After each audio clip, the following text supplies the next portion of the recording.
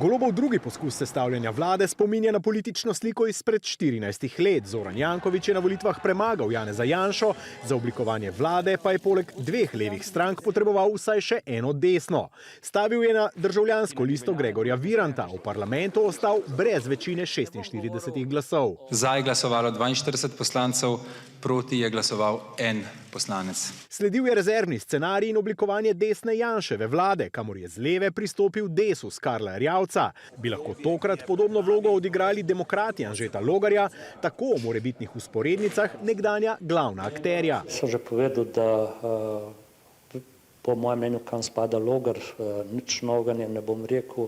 Mnenja, ali sodelovati v morebitni drugi Golobovi vladi ali ne, so v demokratih deljena.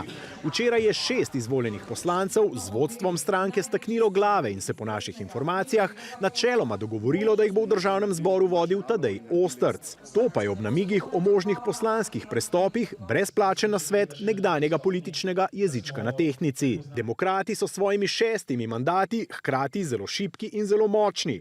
Če bodo pametno odigrali, lahko Sloveniji naredijo veliko uslugo. Glede na to, da so se zavezali, da ne bodo dali glasov niti za Janševo, niti za Golobovo vlado, pa bo potrebno precej kreativnosti in domišljije. Da je Anže Logar na volitvah ostal pred vrati parlamenta, pri tem šibi pogajalska izhodišča demokratov. Njihov prvak pa se je s predsednikoma NSI Jernejem Vrtovcem in Resnice Zoranom Stevanovićem včeraj srečal v znani ljubljanski gostilni. Podrobnosti pogovorov pa ne razkrivajo.